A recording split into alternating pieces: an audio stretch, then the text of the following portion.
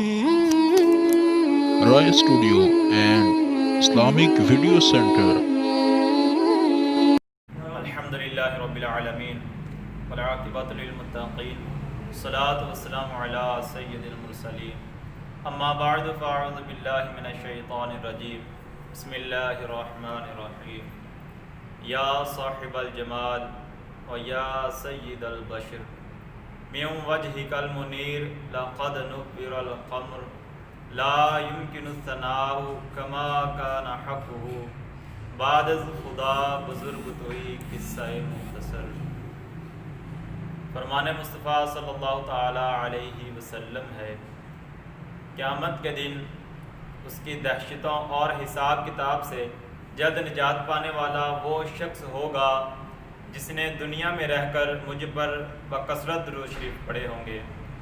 میرے پیارے بھائیوں، دیکھا آپ نے کہ درود پاک پڑھنے کی کتنی فضیلت ہے کہ قیامت کے دن حساب کتاب سے جلد نجات پانے والا اور اس کی دہشتوں سختیوں سے جلد نجات پانے والا وہ شخص ہوگا جو دنیا میں رہ کر زیادہ سے زیادہ حضور نبی کریم صلی اللہ علیہ وسلم کی ذات ببرکت پر درود پاک پڑھے۔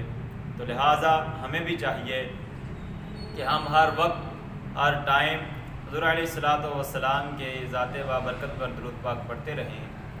تو اللہ پاک ہمیں عمل کی توفیق عطا فرمائے۔ چنانچہ سیدنا امیر المؤمنین حضرت عمر بن عبدالعزیز رضی اللہ تعالی عنہ ایک مرتبہ ایک جنازے کے ساتھ قبرستان میں تشریف لے گئے۔ ایک قبر کے پاس بیٹھ کر غور و فکر میں گم ہو گئے تو کسی پوچھنے والے نے پوچھا، یا سیدی، آپ یہاں اس طرح کیوں بیٹھے ہوئے ہیں؟ کیا معاملہ ہے؟ آپ رضی اللہ تعالی عنہ نے فرمایا کہ میں اس قبر کے پاس سے گزر رہا تھا، اس قبر سے مجھے آواز آئی ہے، اس قبر نے مجھے پکارا کہ یا امیر المؤمنین سیدنا عمر بن عبدالعزیز رضی اللہ تعالی عنہ، کیا آپ مجھ سے یہ نہیں پوچھتے کہ جو بندہ میرے اندر آتا ہے میں اس کے ساتھ کیا معاملہ کرتی ہوں؟ سیدنا عمر بن عبدالعزیز رضی اللہ تعالی عنہ فرماتے ہیں، میں نے کہا بتا، جو بندہ تیرے اندر آتا ہے تو اس کے ساتھ کیا معاملہ کرتی ہے؟ تو وہ قبر کہنے لگی، جب وہ میرے اندر آتا ہے تو میں اس کا گوشت کھا جاتی ہوں، اس کی ہڈیوں کو آپس میں پیوست کر دیتی ہوں، میں اس کی کلائیوں کو اس کے ہاتھوں سے جدا کر دیتی ہوں، اس کے گھٹنوں کو اس کے قدموں سے جدا کر دیتی ہوں۔ تو میرے مسلمان بھائیوں، یہ قبر کی اتنی سختی کس لیے ہے؟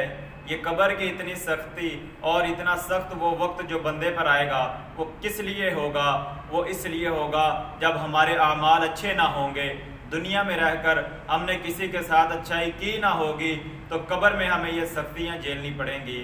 تو میرے مسلمان بھائیوں، آج ہم غور کریں، ہم اسی زمین کے اندر ہی جائیں گے، ہم اسی زمین کے اندر ہی جائیں گے اور ہم اسی زمین کے اوپر اکڑ کر چلتے ہیں، ہم اسی زمین کے اوپر اپنے آپ کو بہت بڑا جان کر چلتے ہیں۔ تو میرے مسلمان بھائیوں، آج ہم نے بڑے بڑے محلات بنائے ہیں، آج ہم نے بڑے بڑے مکانات بنائے ہیں، بڑے بڑے ہم نے پلازے کھڑے کر دیے ہیں، یہ ہمارے کس کام کے ہیں؟ یہ ہمیں صرف دنیا میں ہی نفع دیں گے مگر ہمیں آخرت میں یہ نفع نہیں دیں گے، کچھ نفع نہیں حاصل ہوگا۔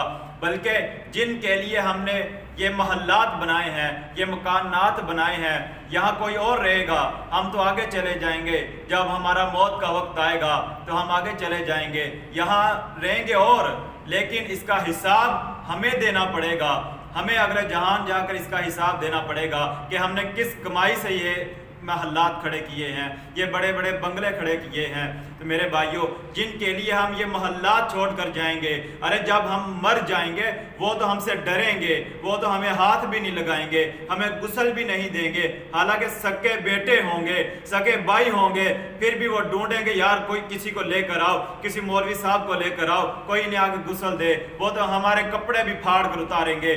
آج ہم زمین پر اتنا اکڑ کر چلتے ہیں، ہم نے بڑی بڑی گاڑیوں میں سفر کرتے ہیں، لیکن کیا ہوگا؟ ہماری موت کے وقت ہمارے کپڑے بھی پھاڑ کر اتارے جائیں گے۔ ارے پنجابی کا شاعر ہے، وہ اس نے انسان کے یہ حالات دیکھا تو وہ کہتا ہے کہ جاندی واری ڈرونا بنیو تے ہاتھ نہ لاؤندے ڈر دے، اور جنہ لئی تو پاپ کمائے کتھے نہیں اج تیرے کر دے۔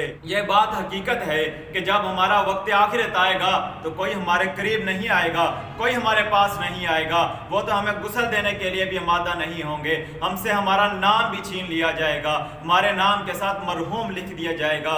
جو پہلے ہمیں جناب چودھری صاحب کہتے تھے وہ ہمیں مرحوم کہا کریں گے، وہ ہمارے لیے بخشش کی دعا کریں گے، یار اچھا ہوتا تھا، اللہ اس کی بخشش کرے۔ کوئی ہمارا ذکر تک نہ کرے گا، اگر قبرستان میں جائیں گے تو دفنا کر آ جائیں گے، دوبارہ قبرستان میں جانا گوارا نہیں کریں گے۔ میرے مسلمان بھائیوں، آج ہم غور کریں، اپنے اندر ہم دیکھیں کہ ہم کس وجہ سے ہم گمراہی کی طرف جا رہے ہیں، ہمارے اعمال کا کیا ہوگا۔ ہماری مسجدیں ویران ہو چکی ہیں، ہمارے گھر میں قرآن پاک پڑھا تو ہے لیکن اس کی حالت کبھی ہم نے دیکھی نہیں، جب ہم اس کی حالت دیکھیں گے تو اس پر مٹی پڑی ہوگی۔ میرے مسلمان بھائیوں، آج ہم موبائلوں پر بہت سارا وقت گزار دیتے ہیں، ساری رات موبائلوں پر لگے رہتے ہیں، ہمارے چھوٹے چھوٹے بچے موبائل استعمال کرتے ہیں۔ اے کاش کہ ہم انہیں قرآن کی تعلیم دیتے، اے کاش ہم انہیں حافظ قرآن بناتے، عالم دین بناتے۔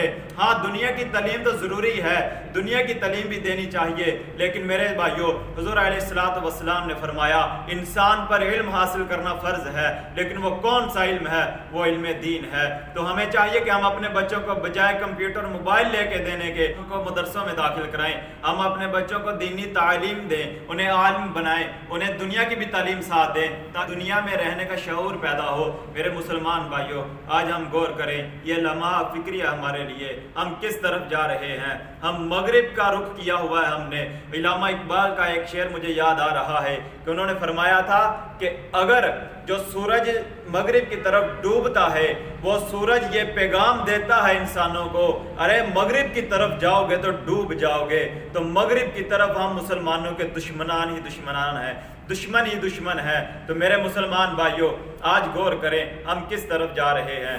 خدا را اپنی اصلاح کیجئے، نیک کاموں میں ٹائم صرف کیجئے۔ اللہ پاک ہمیں عمل کی توفیق عطا فرمائے۔ اللہ پاک مجھے اور آپ کو دین کی خاطر، دین کے لیے وقف کرنے کی توفیق عطا فرمائے۔ آمین بجاہ النبی الامین صلی اللہ تعالی علیہ۔ مزید ایسی ویڈیو دیکھنے کے لیے ہمارے چینل رائے اسٹوڈیو کو سبسکرائب کیجیے۔